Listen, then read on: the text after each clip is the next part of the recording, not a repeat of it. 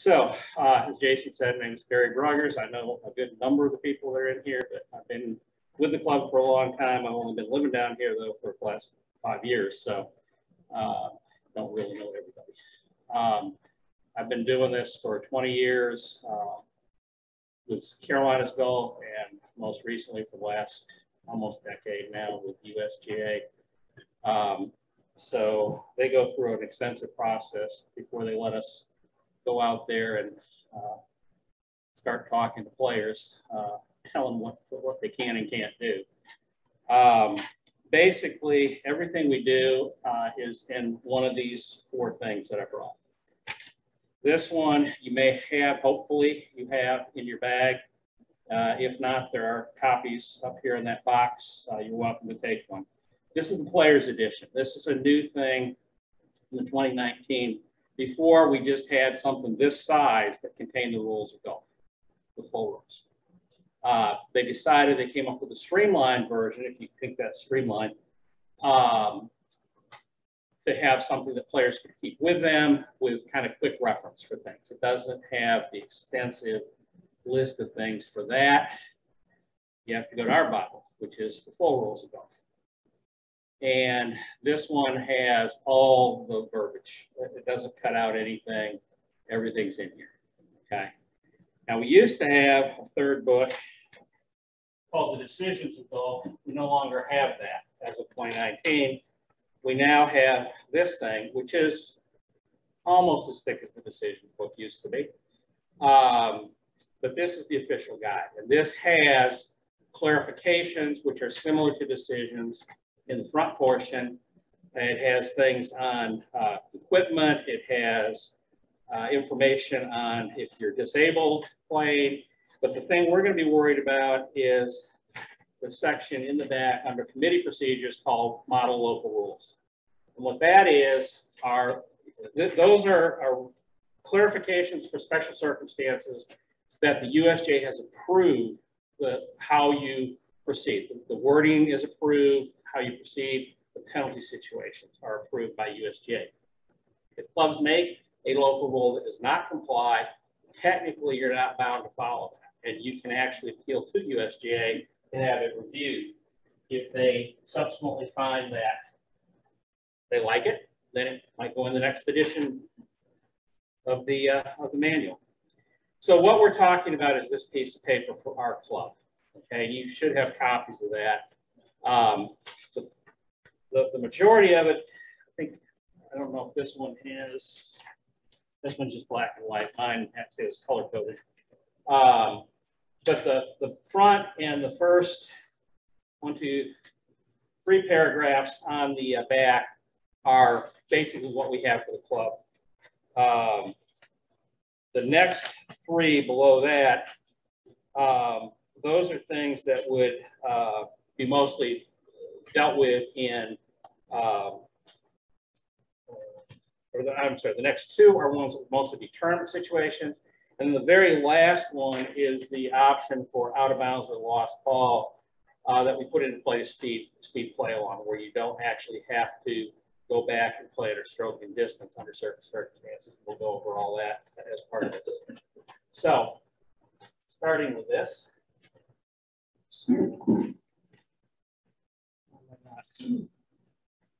Powered up. Powered up. So it was working. You want me to go forward for Can you check the little USB port to see if it can recycle it and see? Maybe something happened. Oh, it was working. Yeah, I guess you're gonna have to forward. All right, let's go forward 1. All right, so these were just redone, but you've got this on both the die and the Nicklaus course. On the card, there is a thing that says local rules, okay? Now, this is a very abbreviated version of this, okay? So this is just to tell you that the local rule for this exists. To actually find out what to do, you need to go to this, or you need to go to that book I showed you that has the actual model local rules on it. You go to the next one. All right, so again, this is the one that you have a copy of. And what I'm going to try to do in this is go through most of it straight through. Now, we'll have a little detour here at Out of Bounds for that thing on the very back, because I just figured I'd put it all together when we get to Out of Bounds. Next one. This is what I was down the back side of mine. One more. And these are special circumstances. These things don't exist all the time. You should not proceed on through them unless Jason, the golf staff, or the golf committee has instituted this for either a shorter or a longer period of time. Now, the one that people are most familiar with probably is the winter rules or preferred lies, sometimes called live clean in place by the PGA Tour, called live clean and cheap by the USGA. Aeration holes, that will only happen with the large core aeration, which has a significant impact, and that would only be if your ball's lying in it. It would not be for a stance or the fact that the ball is bumping along the ground. And the temporary grass accumulation, sometimes after a that worked.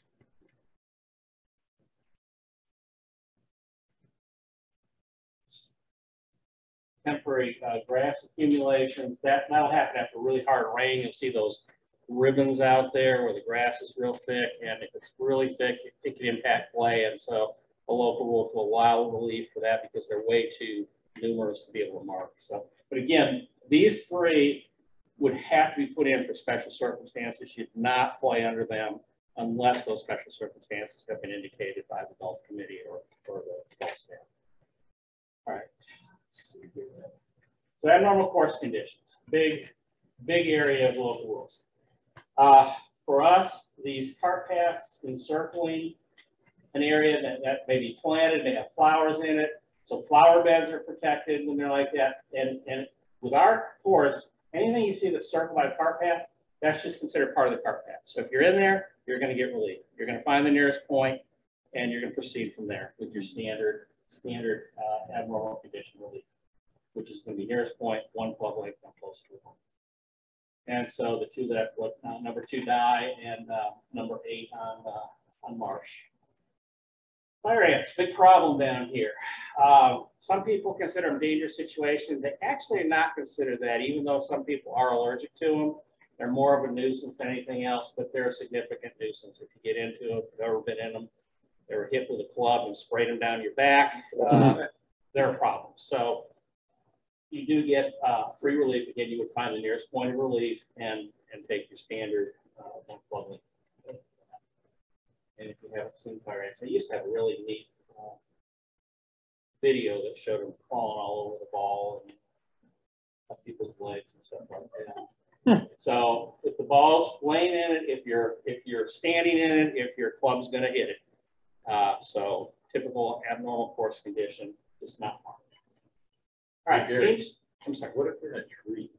Like if you see well, fire ants don't go on trees. So if you see ants, in a tree, they're not fire ants. All right.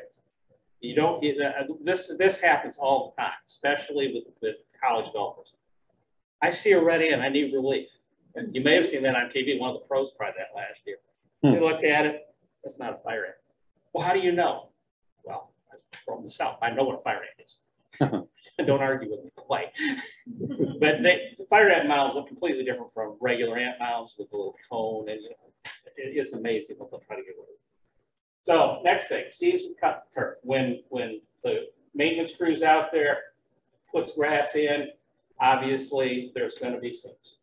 So what do? Well, the seam for cut turf local rule is that you get relief if your ball is in the seam, if it impacts the swing. So if you're going to this flag, your club's going to try to hit down right on that thing. Well, that's it. That's close enough to the seam. It's in front of it, but your club could hit the seam. So you're going to get relief for that. Over here, you can be standing on a seam. Doesn't matter. You don't get relief for that. So it's only the position of the ball or it's impacting the swing, but not your stance. Okay? And that, again, is what the modified local rule says. So on the putting green, same thing with this repairs we've got going on right now. So for this ball, flag sticks here.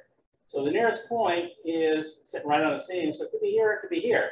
Well, if they're equidistant, you actually get to, take a choice because it doesn't matter. Either way is going to be, you know, the same distance from where the ball currently lies. So most people probably are going to pick this one over here, whether they're right-handed or left-handed. Probably going to want to put on the shorter grass. That's fine. Here, however, try to go here, you're going closer. Try to go here, you're going closer. So the nearest point is actually going to be right here, up on the surface here. So if you're going to take relief, you're going to have to take it back here and put your ball. And you're going to place your ball whenever you do this on a putting green. On the fairway, anywhere else in the general area, you're going to drop, and you're going to have a standard drop now for free relief is the point that your reference point is, which in this case is the nearest point of relief, and then you get one club length. You're going to drop it. So putting over a swing does not count. No, it's position of the ball, home. Position of the ball. Yes, that's one of the biggest questions we get is relief from these sodded areas. And like I said, the relief is just from the seam only. So if your ball is come to rest on the sod, unless we've got it designated as mandatory relief, which we have on the fairway side right now, but on these patches that are around the green, if you have to put over them or your ball comes to rest on them, you play it as it lies. It's just the seam relief. And you have to remember the putting green is different than the general area also. It has its own set of rules. You're always going to place, you're never going to drop on the putting green. So.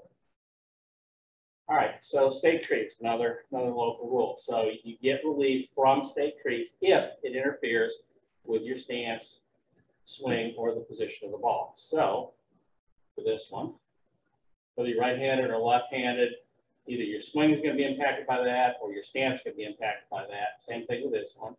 Standing the other way, you're going to be backing up into this thing with your stance, or your swing is going to be impacted as you try to go towards the hole.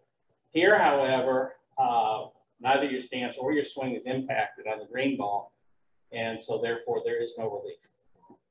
And you know, just you have a choice: you try to play through it, or you can try to play out, but you're not going to get relief under that circumstance. So you don't get line relief, is what they're talking about. Edging grooves on the putting green. Again, we edge the greens to try to keep the intrusion out. So if your ball lies in it, you're going to take relief. Again, because it's considered on the putting green, it's touching the putting green, you're going to place. Even if it's off the green as your nearest point, you're still going to place. So it's very similar to the other edge rule. All right, this is the one that tends to confuse everybody. The movable obstructions close to the putting green. So first thing you have to know about it is we call the 2+2 rule when we're out there, because the obstruction here has to be within 2 club lengths of the edge of the putting surface. So that clearly is within 2. Okay.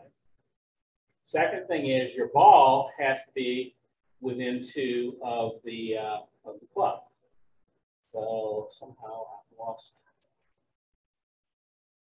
Let's see, it's not blank. There's a ball here, there's a ball here, and there's a ball in here. Okay. So what you have to look at then for the third part, so we've got within 2 club lengths, we've got the ball within 2 club lengths for this ball right here. Now, does the obstruction intervene on the line of play? And in this one, it does. This ball, it does not intervene on the line of play. Okay. And this one is outside of the area. Okay. So you would get relief for this ball right here, but you would not get relief for the other 2. Okay. So in order to take relief, you need to determine again the nearest point of relief for the line of play that you're going to be on. You're going to drop a ball. Again, it doesn't have to be the ball you just picked up. Anytime you take relief under a rule, whether it's penalty relief or free relief now, this is a big change in 2019, you may substitute a ball. So if you're one of the people that has a putting ball, which generally you can't do, even though people do it, okay, now you can. You can put your putting ball down, chip it on or putt it on, and you're good to go. And it's allowed under the rules next day. So it has to be in the general area, okay? prior to 2019, when you took relief from under this rule, you had to drop it at the spot. So you determine the spot, you drop right on top of that spot. Now you have that whole one club length, just like you do for all of the relief. And this is the thing that comes, comes up frequently. I'm asked. People were told, well, you were going to putt, you have to putt. You can't dictate in the rules how somebody's going to play the ball. And once you take relief under the rules, no matter what it is, it's a new situation. So if you're playing off a cart path and your stance is on it for you're going to try to hit with your 3-wood, you take relief and all of a sudden, you know, I'd rather play a 5-iron. Okay, no problem. You can switch at that point. So if somebody tells you you got to putt because you were going to putt, no, that's not true. So beware of myths. There's a lot of them out there about the rules. Pays to learn the rules. Okay, so again, has to be within two club lengths of the putting surface. This is not quite there. So even though this ball intervenes, you're not going to get relief under that circumstance because this is outside of the zone of the thumb. That one, of course, would be relief. And just to point out, obstructions are obstructions.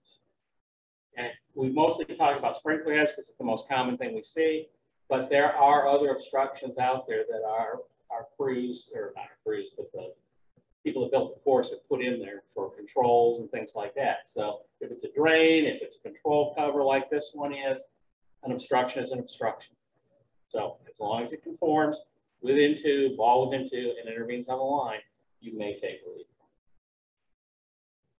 And on the putting green, now I picked this one just because I was out there behind my house and it was easy, but the only time this is 365 days a year is on 18 dot, where we've got a sprinkler head in the middle of the green. Okay, so you're always going to have that obstruction on 18 dot. During the winter, when we have this situation where we've got multiple hole locations cut, and they put the plugs in, that plug is an obstruction. And now it doesn't matter whether it's within 2 club lengths or not, it's just on your line. So you may take the lead. But again, putting green, what are you going to do? Place the ball. You can determine the nearest spot, you're going to place the ball there instead of taking a club length to drop it. You are a little more restricted and you do have to place it. All right, so out of bounds. This comes up frequently. What do you think about this ball right here? Will be in, not in, out. Who thinks in? Who thinks out? The ends win. Okay. Any part of the ball touches, it's a vertical plane for out of bounds. Okay. So whether this was stakes, whether this is this road edge, whether it was a fence post, whatever defines it, it's a vertical plane that goes up and down. Okay. So if any part of that ball touches the plane, one dimple's worth, it's inbounds. It has to be all out, be out. Okay, and that comes up all the time. Oh, that's out of bounds. Could become a non-killer. It's like you can't. You're gonna break your wrist or your club. There's a rule that covers that. It's called unplayable lock. Right. Yeah, whether it's a fence, whether it's the OB post, whatever, there is a rule that covers it. So, but the thing is, you're not having to proceed under stroke and distance, so you've saved yourself the distance. You're still going to get the stroke for playing unplayable, but you've saved yourself the distance. Okay. So, staying in out of bounds for a minute. The local rule: alternative stroke and distance for a lost ball or ball out of bounds. Okay. So this is something we put in. It has to do with pace of play without, you know, going up, you can't find your ball, going up and yeah, it is out of bounds. Now I got to go all the way back and the group behind us just got to the tee and now they're kicked off because, you know, they already thought we were slow and now they really think we're slow. So this is a way of getting around. What it's not going to get you around is the 2 effective penalty strokes that you get from stroke and distance. Okay, so if you hit a ball, you count the stroke, it's out of bounds, come back with 1 penalty stroke, that's 2. You hit it again, that's 3. So where that ball is going to lay whether you hit it again from the tee or wherever you hit previously, or you follow this, you're going to have effectively 2 shots added to your score for the hole at that point. Now, if you hit a provisional, you're on the tee, you say, I'm going to hit a provisional and hit it out there. Then you get out there, you don't really like where your provisional is. You say, well, you know what? I'm going to use this local alternative. I see the ball there, it's out of bounds. No, it's all over. When you hit that provisional, you have a choice. You play the ball as it lies. If it's out of bounds, you have to play the provisional. So it's a done deal. So if you're going to do this, don't hit a provisional. All right. You need 2 reference points for this. They're equidistant. The first one, it has to be in the general area, not close to the hole. So just inside the, if your line is here for your out of bounds, it's going to be right here where it crossed out of bounds. If it's the ball is on the general area somewhere and it's lost out here, it's going to be wherever you estimate the ball to be line. That distance to the flag stick up here, that's your first equidistant point. Your second one is, so that's these 2 things right here. Then your second point is the nearest edge of the fairway that is equidistant. So if you're 180 out, go to the fairway, use your rangefinder, use your watch, use your whatever you're using, estimate it based on the sprinkler heads out there and walk it off. But you can find 180 yards on the edge of the fairway. That's your second point. So the relief area for this thing is the entire area between the 2 reference points. So from the out of bounds to the fairway, okay? And then for out of bounds, you're going to have 2 club lengths in addition into the fairway. For a lost ball, you're going to have 2 club lengths on the other side of where you estimated the ball was lost also.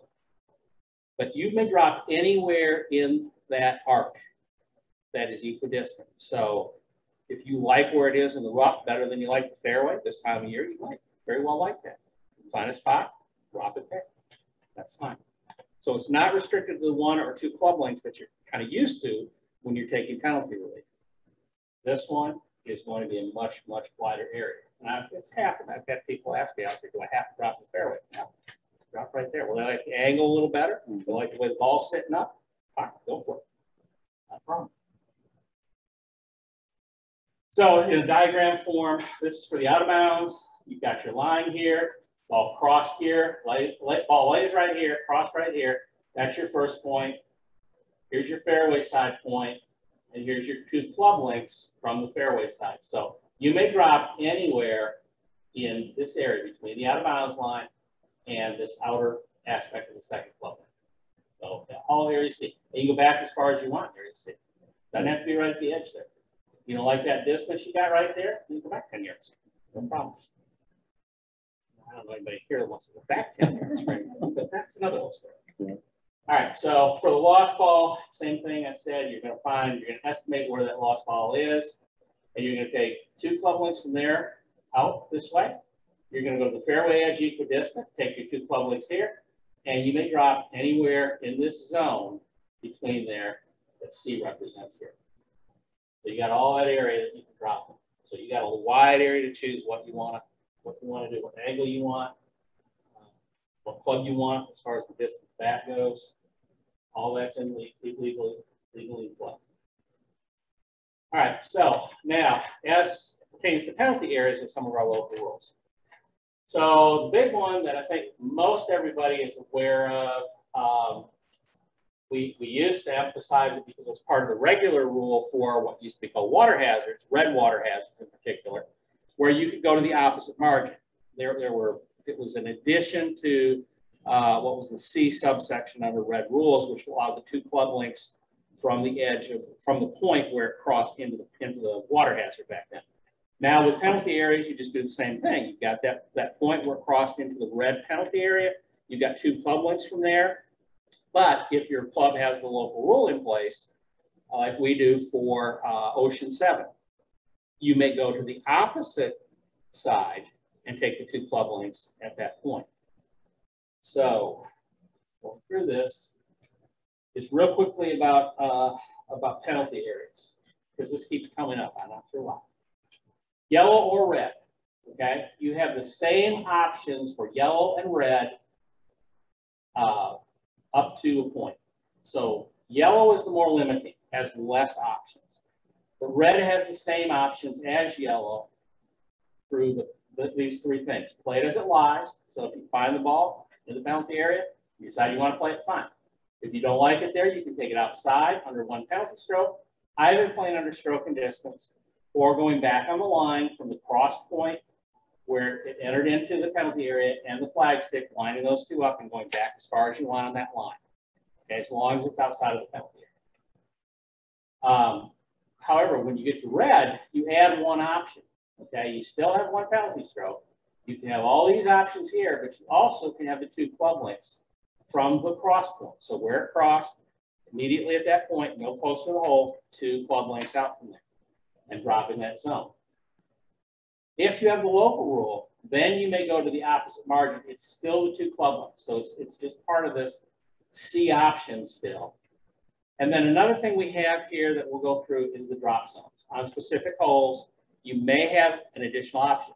You never have to use a drop zone for a penalty area like this. You always got the option of going back and stroke, following the two club links or back on the line. But if you have a drop zone, then you may use that as an additional alternative. Okay, so we're going to go to the opposite margin local rule, B2.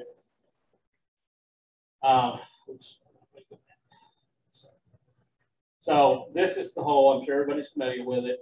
We're coming down the fairway on this side. We're trying to get over to here. Ball goes in the water.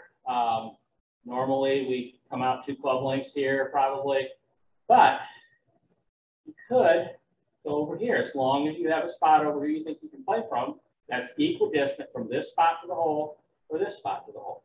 So you make them over here, and if you go over there, then you're going to take two club lengths from that spot that's equidistant. Okay, drop a ball in there and play it on up to here to the green. So here it is in a diagram, and I apologize, it's maybe a little light, but we'll try to get through it. So you're hitting the ball from here. There's two pathways I've got here, a green and kind of an aqua blue. This is yellow, this is red, and this part is red. So it is marked that way at this corner here, and across from it here, there are yellow transition points from the red. So if your ball flight on the aqua goes this way, it went in here through the yellow. Okay. Your only option is stroke and distance or back on the line. If it follows this green pathway just a little bit to the right, it actually crosses a little bit of the red right there. And you can barely see this because of the screen, but there is an orange line right here that's an arc. And that arc indicates the equidistant circle from this point as the center to here. And equidistant across here puts you right here. Now you can take your two club length relief from this side over here. Okay? But it's only on this hole. It's the only one that applies that we've got that situation to occur. And don't get too excited if you're playing in tournaments because this is pulled out for tournaments. Okay? This is only for routine regular play, not for tournaments. Okay? For your associations, you'll have to decide, your committee will have to decide what they want to do. All right, so ball drops. Here we did what for years we did, what everybody else basically does is we drew circles with paint on the ground. You probably saw the circles after a couple weeks, sometimes after a very short period of time, they would get chewed up like crazy. And so with the change in the rules and some of the flexibility that's in there now, we went to this system of using the stake with the orange top on it. And the idea was that way when things start to get chewed up, ground screw, pick it up, move it over 3 paces, put it in the ground. Now we got a brand new fresh drop zone with that's not chewed up. You drop a ball in there, you're probably not going to go into an old dip. So it's to help facilitate play. It's to help the ground screw not to have to keep changing and painting out the old drop zone and putting in the new drop zone. They don't get one area that's so worn out because they can move it. You know, when it starts to get a little worn out, just move it. So you don't have areas that are totally chewed up and then take forever to heal.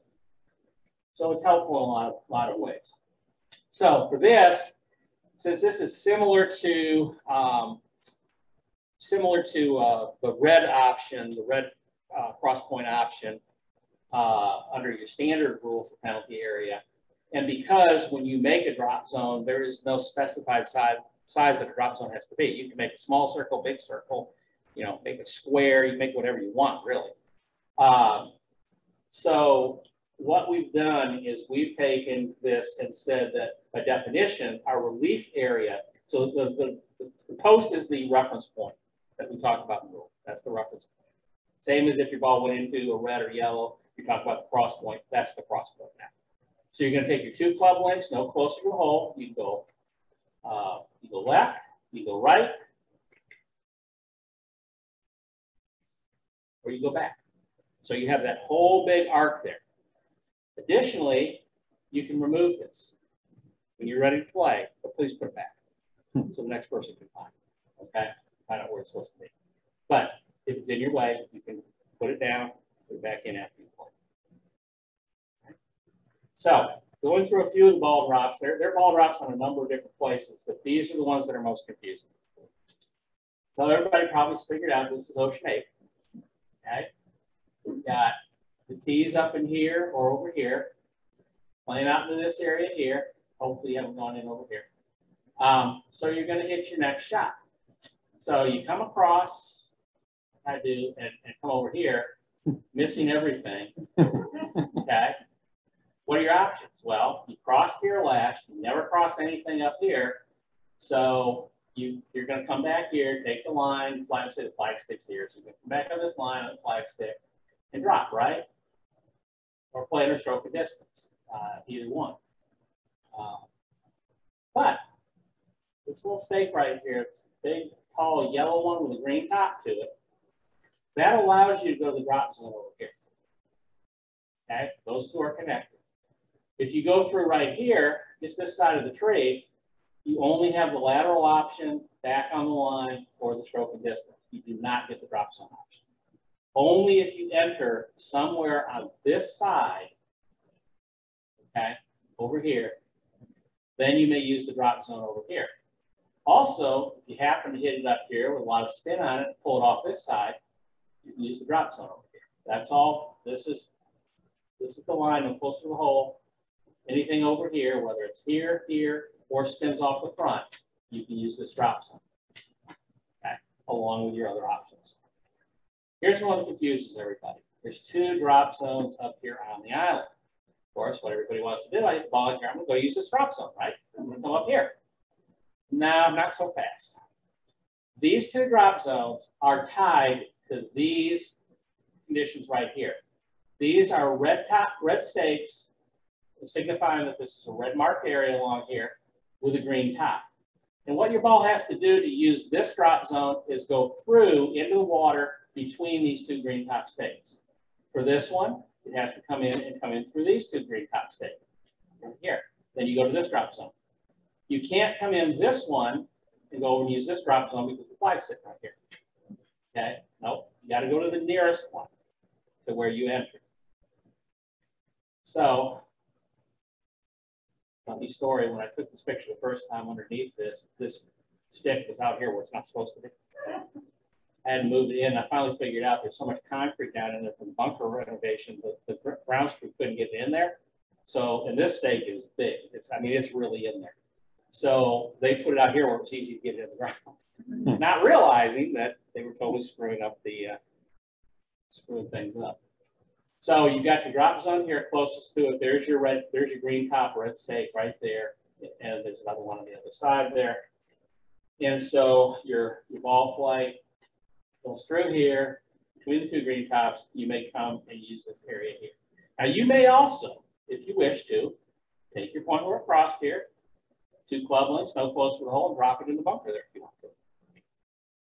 And sometimes that might be a better shot than when the grass gets up over here. It's pretty thick. If you're a pretty good bunker player, you might want to drop the bunker.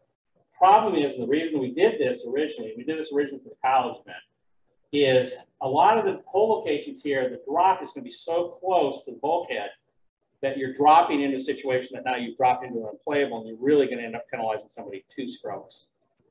and that's just didn't seem fair.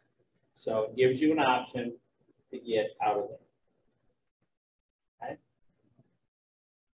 And this is the one we talked about before with the yellow stake, green top. And anything on this side of it, you may use the drop zone. Everything on this side, you've got your 2 club links back on the line, or your stroking distance, where you hit it from. Okay, now this is the other one where this comes into play, and this is, there's 2 things that come in here, and we'll get the other one in a minute. This is March 7th, okay?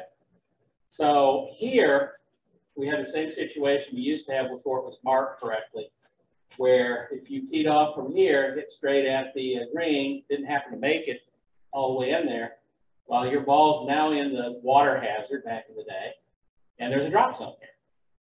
Well, the rules say if it's in the hazard, you use drop zone. Now, that seem fair to anybody? Hit, going up here, hit again. I'm going to go in the water anyway. I might as well get as much yardage out of it as I can. So we remarked it, and we put another one of those yellow with green top here. And so you can only use the drop zone if your ball goes in somewhere past this stake. So you can use it for here, here, here, spinning it off, where you have to come back here. Now you can technically also use it for here. I'm not sure anybody would want to, but this limits the point. So anything from here back, anything comes straight off of here and doesn't make it, cannot use this drop zone over here. You have to go in to this part of the now penalty area rather than anywhere else here. You've got to cross somewhere in here. Is that clear? Mm-hmm. And that's where it sits, right in that corner right there. It starts the yellow line that goes around to that side. Okay, now another one that's very confusing. We have on certain holes, the provisional ball may be used for something in a penalty area. Generally, this goes back to the water hazard. Generally, you can't use provisional ball if your ball can only be in a penalty area now, water hazard in the old days. However, there are certain holes where by the time you go up and look for it, now you've had, in the old days, a 5-minute search, now 3 minutes. Then you have to come back and play under stroke and distance because you didn't have another option. These are typically yellow areas where you don't know if it crossed or you can't be sure that it crossed up there. It can even be a red area. You're not sure it crossed, so you can't find the ball. It couldn't be anywhere else. Now you got to go back and play under stroke and distance or back on the line because you really don't have another option. So one of the things is it's got to be specific. We can't just say for landfall, you can hit a provisional ball if your ball might be in a penalty area. It's specific for certain holes that this is a problem, okay? So we identify it by hole or a portion of a hole.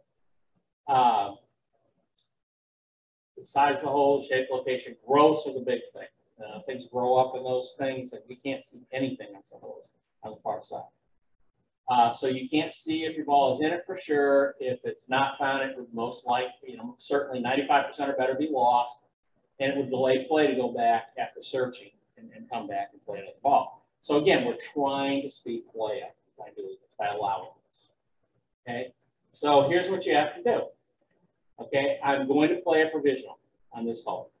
Okay, this is the hole I can do it and play provisional. You can then search for your original ball. Okay, once you get down there. If you find your original, it's outside the penalty area, you're good to go. Just play that ball. No penalty strokes, you're line one.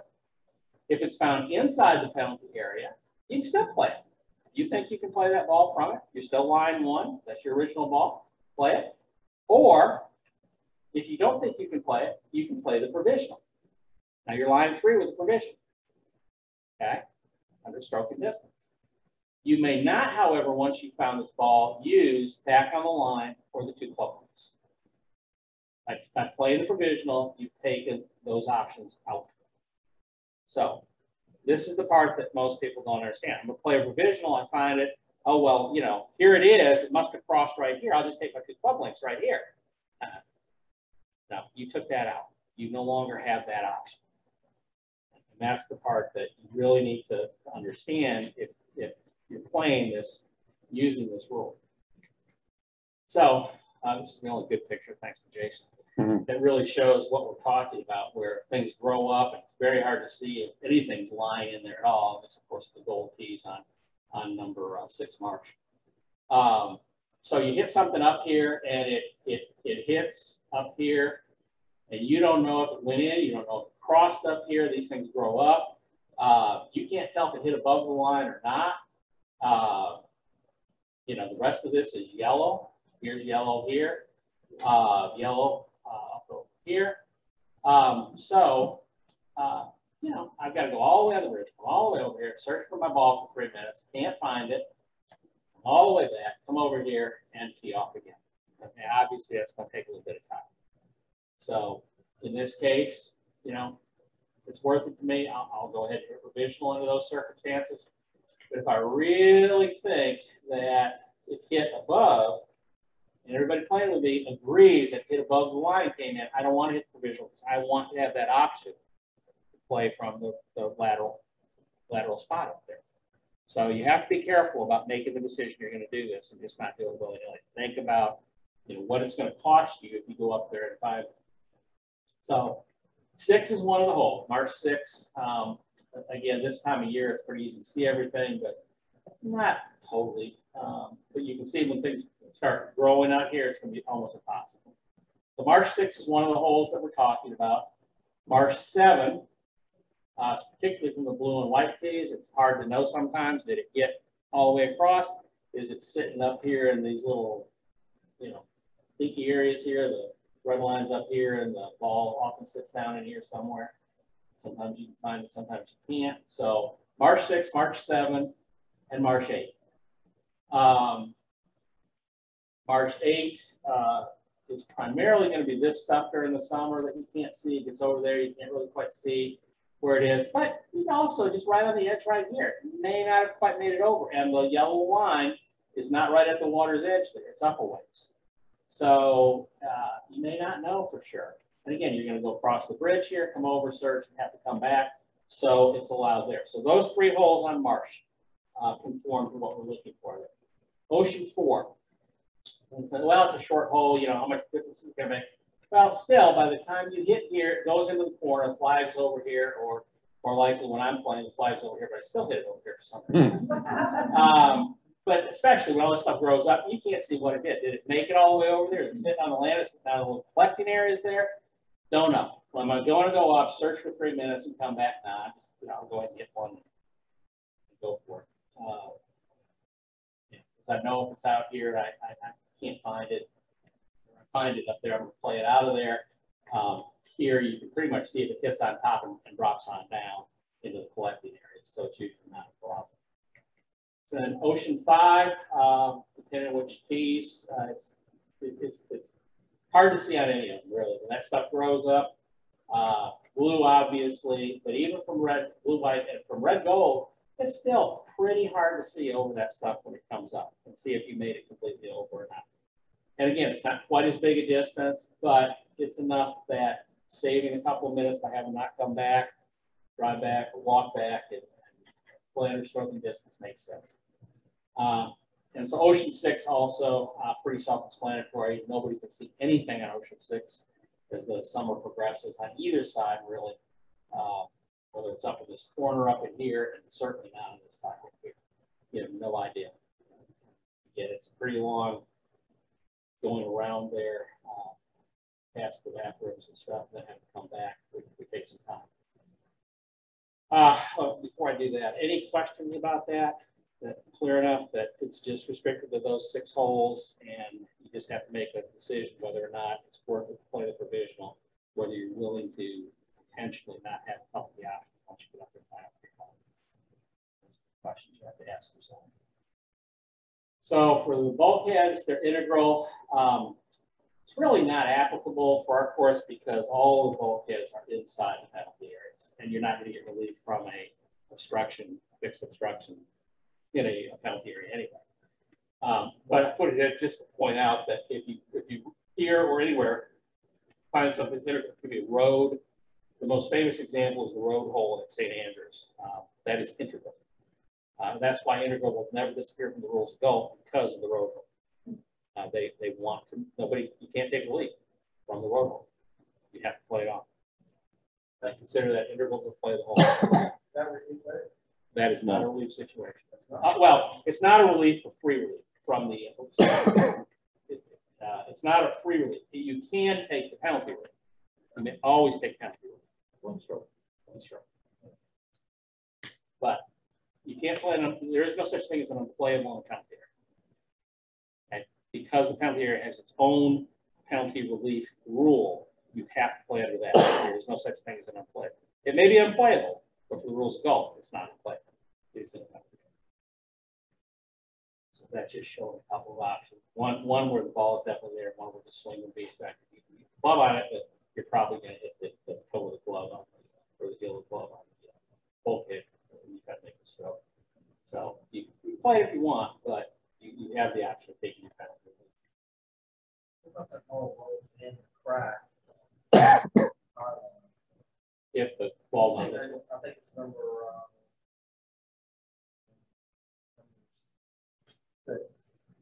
6. Number 7. Seven. Near the green. 7, which one? 7 Ocean? Ocean side.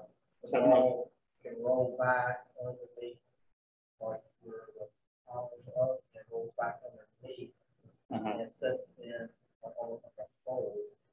Is it within the penalty? Is it within the penalty area, or is it outside the penalty area? Inside the target that ball is. Yeah. Then your only option is penalty relief.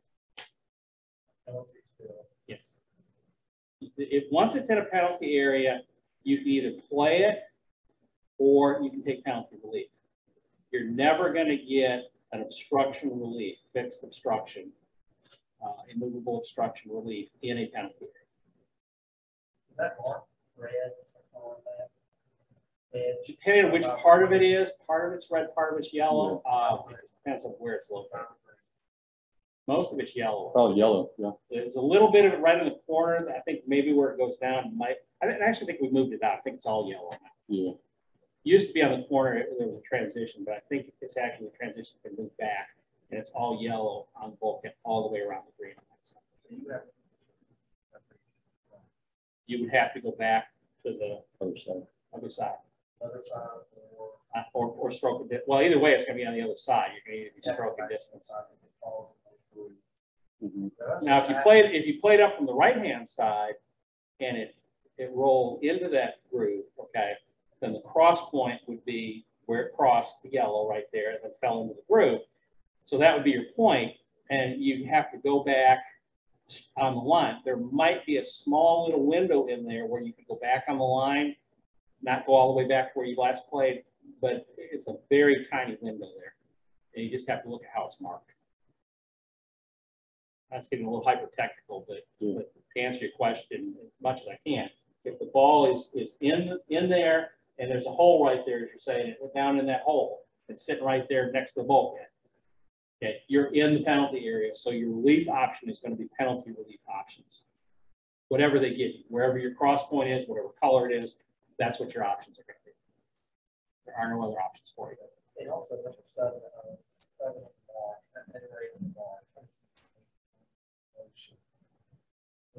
5 degree. Mm-hmm. And you said if you take out the bunker, okay, so right, then you have those 3 sprinkler heads. So now those are in the way of your drop. Does that be in line with your shot?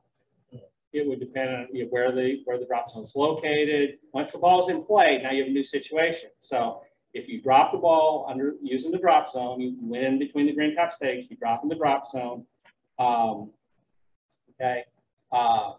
then you have a new situation. So now if there's a sprinkler head or whatever, and it's within 2 club lengths, the ball's within 2 club lengths, it's on the line, you go back to that. That's a new situation. So now you can institute that relief.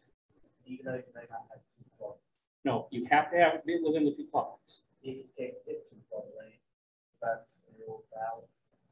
It has to conform. So the obstruction has to be within 2 of the putting surface. Okay, the ball has to be within 2 of that. Must intervene. So you're right back to that local rule. It has no special circumstances. It either conforms or it doesn't. But once you drop the ball, it's a new situation. So, you know, once the ball's in play, then you can start all over with a new relief scenario. I'll go over it again if you want to go over it more. I'll bring the slide back up and I can show you that. I don't want to get too bogged down here. We've got a few more things to go. Pace, well, I put practice prohibited. Again, that's mostly when we're doing the tournaments that we don't want to hold things up with people out there practicing. And even when it's not in the tournaments, if somebody's waiting out there, don't be practicing. Move on. Or fishing. I didn't put fishing on there. We don't have a local rule on fishing, so I'm sorry. Pace, 2 components. You have a time par for the hole, and that's when you talk about 4 hours to play around a goal. And that, understand, time par is a maximum. It's not suggested. We don't want you to play in 4 hours. We don't want you to play more than 4 hours. Okay?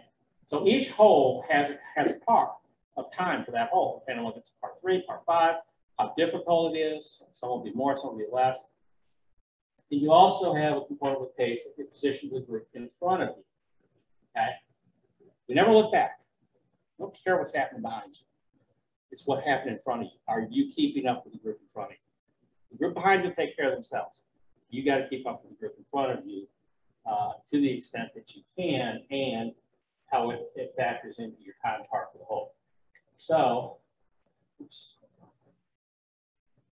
So here's what we put together for basically, oops, missing the pointer. Basically a 4-hour route. Now you do half minutes, and I could fudge a little bit here and there, but I've just tried to use basically 10 minutes for a par 3 and 13 minutes for a 4 and 16 minutes. So make it even, just across the board. We could fudge it a little bit if we were in a tournament doing this, but basically it ought to take you less time to play a par 3 than a par 4, and more time to play a par 5 than a par 4. It makes sense. You're going to have 1 or less or more strokes for that hole. So we come up with these things when we're doing the tournaments. And so if you have the 8:30 time and you're on hole number 9 and the flag's in at 10:40, you're significantly 13 minutes over your time, and you're subject to, you know, somebody coming out and saying, "Hey, I only picked up." Especially if there's getting out, if you're on the heels of the guys in front of you, they're behind time par, and in front of them behind time par, you're not going to get talked to because you're in position.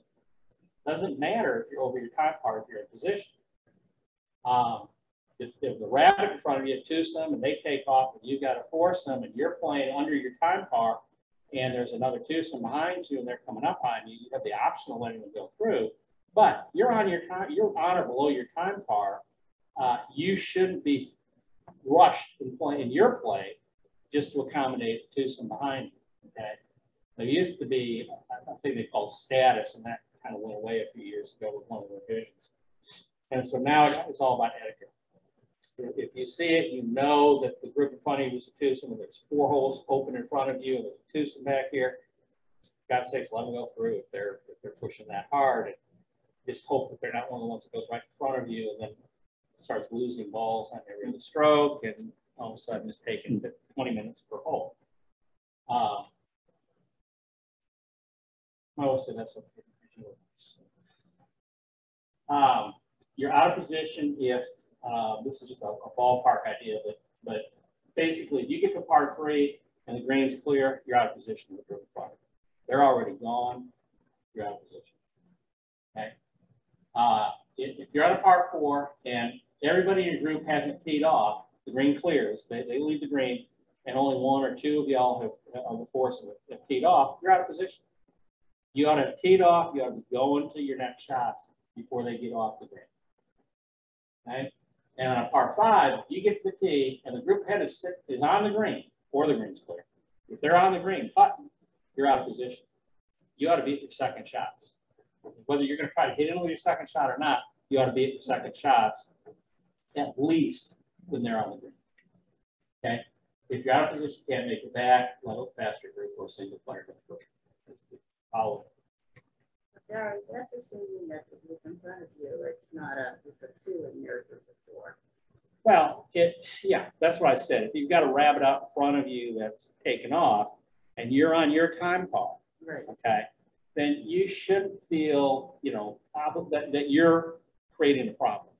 You can't just use position. You've got to look at the time that you're allowed to play the hole. Right. So that's. you're not obligated to keep, caveat. you're not obligated to keep up with the fastest person at the club. Okay. All of your position statements were related to the group in front of you. I Yes. understand that. Because all we worry about is the group in front. You're only out of position if you're out of position with the group in front of you, okay? Because the group behind you can be on your tail the whole day, but if the group in front of you, you're in position with them, you're not out of position. So if there's a jackrabbit group in front of you playing in 2 hours and 30 minutes and you're Right. playing in 3 hours, you could still be out of position. You could be out of position with the group, but still on your pace. So you're not over your pace. There's a difference between pace and position. So Which one determines that you're holding things up? both of them together. You have to do both together. You can't just isolate one. So if you're doing the right time according to the holes, you're fine. That you should be fine. Somebody should not be on your case about playing, because you played 3 hours and 30 minutes, and the group in front of you played 3 hours and finished 2 holes ahead of you. You're still well under your time for your group. There's no reason that you should be criticized for that. Okay. And same thing that I said, if there's a group in front of you and you're staying position with them, whether it's a 2 or a single or whatever, you stay in position with them, then I don't care what the guys behind you are thinking that you're slow, you're in position with the group in front of you. Where are they going to go if you let them through? They're going to be behind them. Now you're waiting on them. So it makes no sense. So you always look ahead, you never look backwards for determining whether or not you're out of position. Oops. Lightning, we do have a thing in there that says if core goes off or if core is malfunctioning, if we shoot a horn or whatever, you immediately need to come off the course. You really don't have an option. So it's a safety measure for your safety. Lightning can be very nasty. Golf courses in particular cause all kinds of problems. Blow up your flagstick when it hits it. You don't want to be this guy. Obviously, they have a 1-iron according to Dino. No play zones. You'll occasionally encounter this. We have them currently because of all the extensive work that's being done on the bunkers, these sodded areas where it's ground under repair, and the notice says right now you cannot play from it. Okay, so you either have to take nearest point or these big areas like this. We looked at it and put a few drop zones in so that you can, again, hopefully that'll help the pace of play. If you don't want to have to start marching this way, this way, and this way to try to find your nearest point, and you're comfortable, just go to the drop zone, use the drop zone as your option for play. It's play prohibited, so if you play out of it, you're penalized. Keep doing it. All right, this has nothing to do with the local rules, but I threw it in because my wife is always asking me about this. She keeps getting asked about it, which is why she asking me about it. So you've got an unplayable lie in a bunker, and you've got nowhere to go here. Similar to that ball we have in the crease in the green. There's nowhere to go that's not closer to the green when you're going to try to take a leaf in the bunker, okay, for your 1 penalty stroke under the situation. So you're going to have to come, a little arrow down here, you're going to have to come this way out of the bunker on the line with the flag stick, okay? It's going to be your only option. When you do that, it's going to cost you an extra penalty stroke to come out of the bunker. So you get the 1 for the unplayable, you get the extra 1 for coming out, and you can only use the back on the line leaf. So you come out, you can't use 2 club links this way or this way. You can only come back on the line, find your spot, and take your 1 club link from either side of that spot. Okay. It's the only option available, but it does get you out of the bunker in an unplayable situation. Now, you can be sitting right here and still say, my ball's unplayable. You would have back on the line in the bunker, you would have your 2 club links, but you can say, I hate hitting out of bunkers. If I'm in here in a bunker, I'm going to be here for the next 5 strokes. I might not get out until next Thursday. Or when Jason comes out and says enough's enough, you've done, denuded the bunker down here. So even though you have the options available to you here, you can still come out for your 2 penalty strokes. You can do it any time. And the reason is you're the sole judge of when the ball is unplayable. And once the ball is unplayable, you have all the options that are available under an unplayable ball. Okay? This is one of them. So you may do that. And just real quickly, again with bunkers, what can you do? You can dig your feet in. You can remove loose impediments now. But if your ball moves, it's going to be 1 penalty stroke. You got to put it back. You can move movable obstructions. If the ball moves, just replace it. There's no penalty for movable obstructions, whether it's in a bunker or whether it's anywhere else on the course. You can bring clubs, equipment, put them down in the bunker, no problem. You can lean on a club or rake as long as you're not testing the bunker and it doesn't improve the lie of your ball. You can rake a bunker to care for the course, just don't test it. So if you're out there raking in a bunker and somebody says, "What are you doing?" You say, "Well, I'm just taking care of the course." Don't ever say, "Well, I just thought I'd check and see how deep the sand is right there." Dug yourself a hole. What you can't do, you can't take practice swings and touch the sand. So you can swing your club in there, just don't touch the sand. Don't be the person that takes 4 or 5 good thumps in there to get a feel for the sand. You also can't ground your club and back in front of the ball. Apparently, somebody got the idea that you could do that. That really started going around. But the rules changed. You can now ground your club. Well, that comes from this business about being able to lean on your club, but not right in front or in back of the ball. That affects the stroke. You still can't touch sand on the backswing, so you still have to be careful on the backswing. Ask Michelle Wee about that sometime. And you can't purposely touch the surface of the text to get information about your next one. So, pretty simple. 4 things you can't do. Otherwise, you pretty much do everything as long as you're smart. Don't say, "Well, I just tested it." Okay, that's it, folks. Any questions?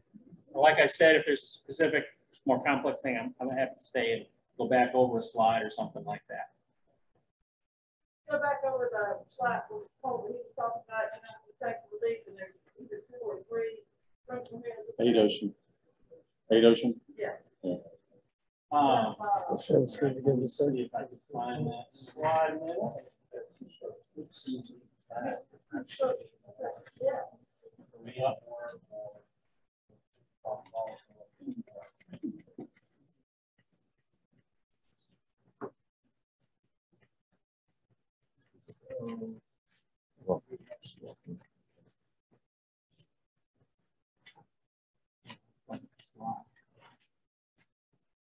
Do you want the diagram of the 8 hole? Watch out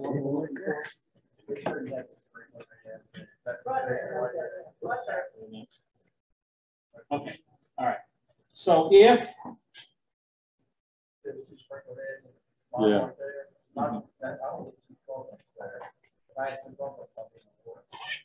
all right, well, you're not guaranteed 2 club links. It just has to be within 2 club links. So first thing, are these within 2 club links of the surface right there? Probably not. Those are probably not, that's probably not going to get you within 2 driver links of the surface right there. But if it were, let's say it was up in here, okay, and it was within 2, and your ball was sitting here behind it, and it's within 2, then you would get relief. Okay, but you still got to go through the process. Is it within 2? Nope. Okay, we're over. Explain. It's within 2. Okay. Now is my ball over here within 2? Okay. Now I get relief. So you need to back up forward. The first step is my ball wrong. Okay. So here's your ball goes in. You're going to drop within 2 club lengths of this, no close to hole. So your drop zone is going to be somewhere in here, or back in here, between the red line and the drop zone center. You're not ever going to get over here. Now these here, okay, could be, those obstructions could be in your line for a drop in here, okay?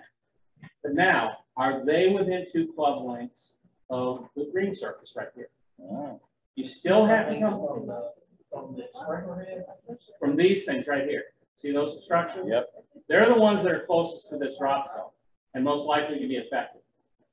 You're never going to be hitting out here because why would you hit out here? All you got is water over here. Flag and everything's over here. So your line of play is going to be somewhere like this. And your drop zone is only going to get 2 club lengths from that post right now. Now, if they made a mistake, put the post over here, Now that would apply. Your drop might very well be in here, but you still got to come up here and find out, is this obstruction that's on the line? So your ball's here, flag's here, ball's here, okay? You drop it. You still got to come here, 1, 2. They're It's not. not within 2, I'm not going to be able to take the lead. Okay? If it was here, 1, 2, yeah, now it's in relief and my ball's here, now I can take that relief. So you still have to go to step 1 before you do anything else. Does that make sense? Yeah, I actually, I've been in that situation in the tournament, right there at that top, there's 2. Right here? Circle heads, I dropped the ball. These things you're talking about? They got in the way, because I was going to chip the ball or punt through that. Right. And it was on the top left-hand corner, Right. and they said I could not drop it. No. Because those get in the way, if you wanted to punt through that. But they're not within 2 club lengths 2 club lengths of the green. of the green surface, right there. Plus, they also have to be in a closely known area. Remember, and they have to be in a close known area too.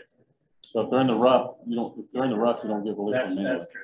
Except my first drop, and could have been able to make that Right. red state, cap state. Yeah. But if this was mowed down, Right. and they're there, you still have to come back to this edge and find out if they're within 2 club lengths. Right. But Jason's correct. It does have to be in a close known area. No, but- Kind of hard to tell right now. Yeah, that's right, exactly right. Margin. But I can see definitively that's the green edge right there. Yes, yeah. And I can pretty much estimate that this would be the closest to being 2 club lengths right Right. there. And that's probably not even 2 club lengths, probably inside. These definitely are outside of 2 club lengths. Mhm. Yeah, real simple question. You address the ball. You really miss the ball doesn't move. Is that true? Did you intend to hit the ball? And it's a stroke. Intent is everything. So same scenario. I'm up here and something happens and I'm on my downswing. Something happens and I say, crap, and I try to avoid the ball. Okay. And I hit it and it moves. Okay. Well, I didn't make a swing. Okay. But I caused the ball in motion to move.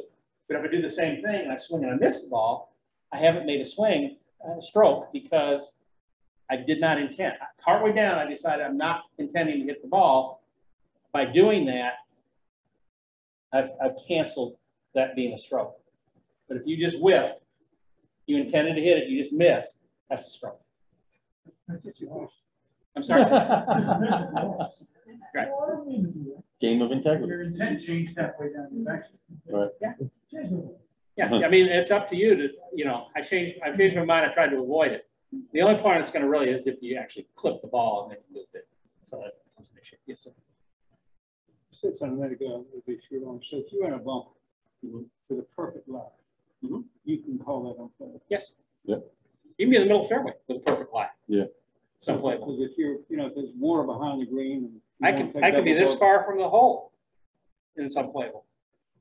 I am the sole judge whether that ball's playable or not. Nobody can challenge me on that. And if I say it's unplayable, then I have For my you, 3 it's options. unplayable. Actually, one more question. I can't think from a score standpoint, any benefit to taking a provisional ball. What is it? It's a pace issue. Provisionals are all about It pace. never helps your score. Well,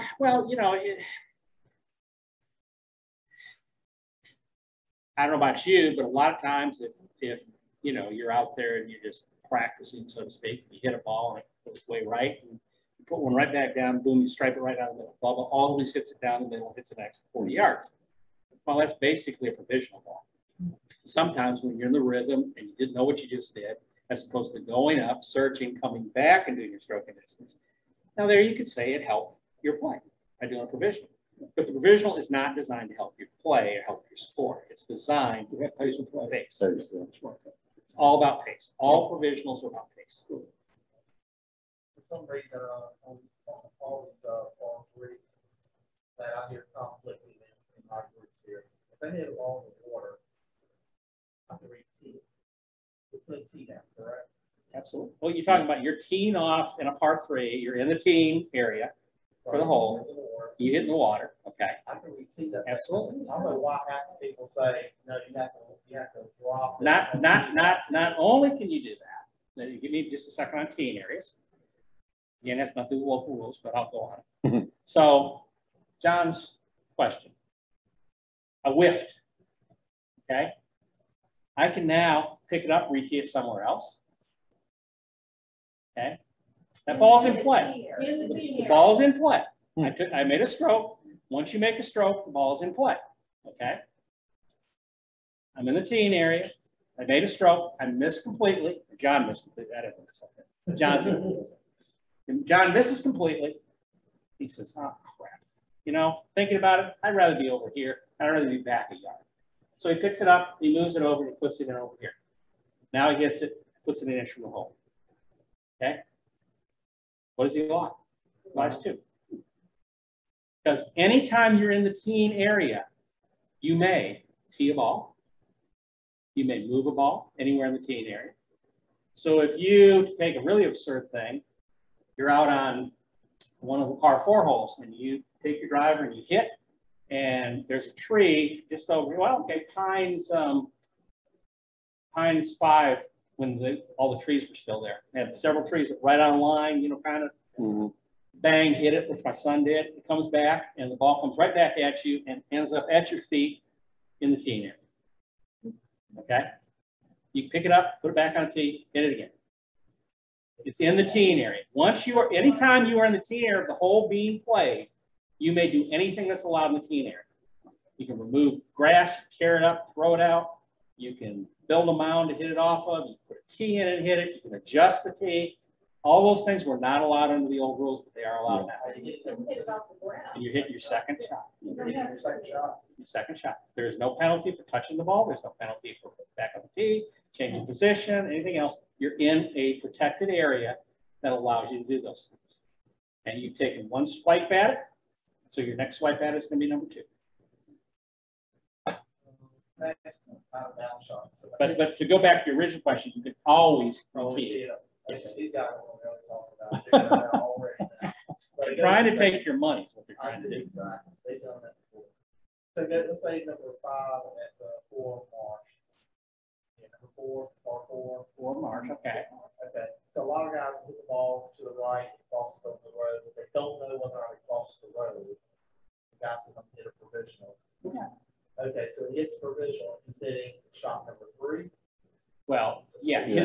Right. He will be, when his ball comes down the lanes, he will be line 3. He's hitting 3, he goes back to the tee box.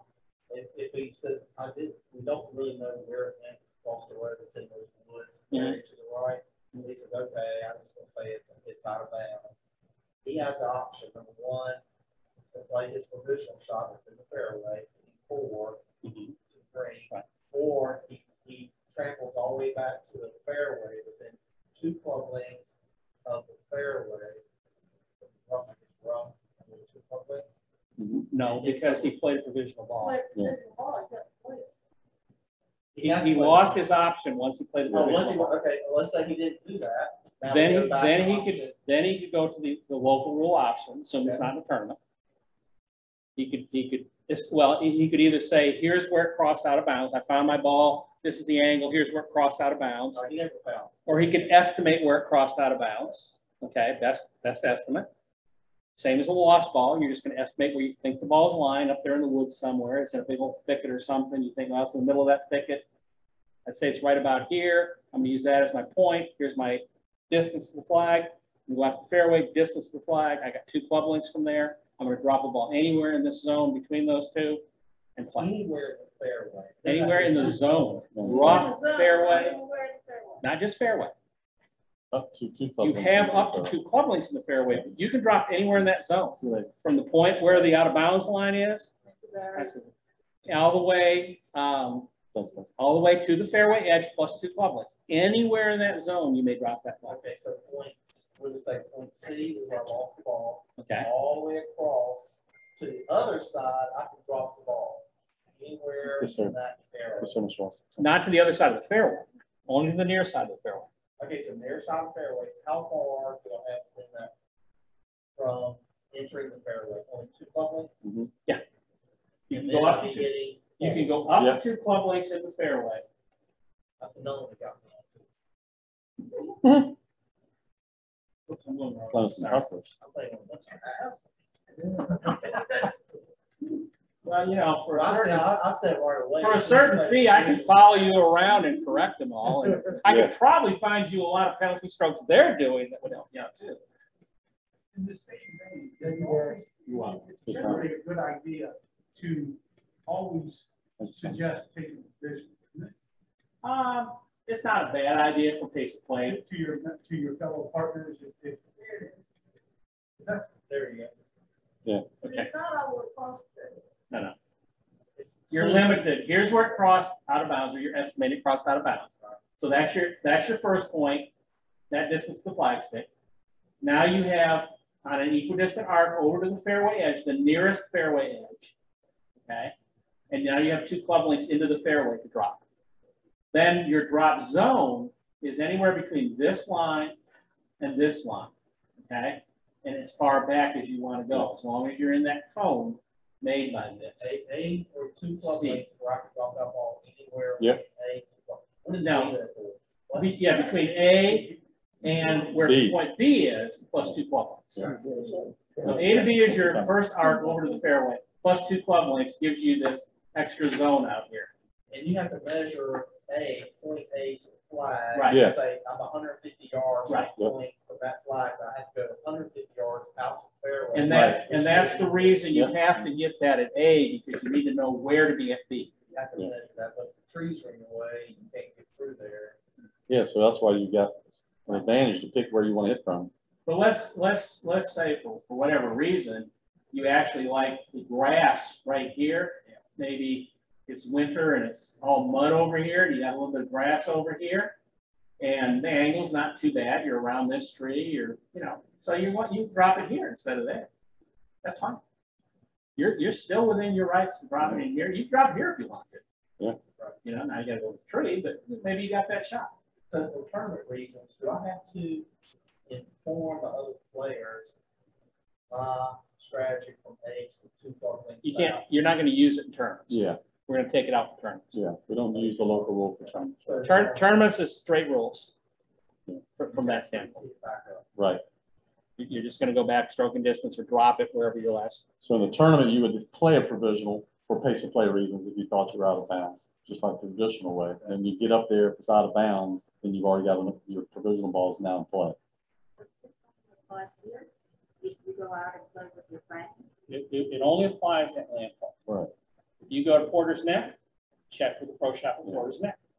So You go to Pinehurst, Most clubs I've spoken to are go adopting. to Pinehurst, check with the pro Right. shop at Pinehurst. So what would this rule be called? It's a local rule for out of bounds or lost ball. Right.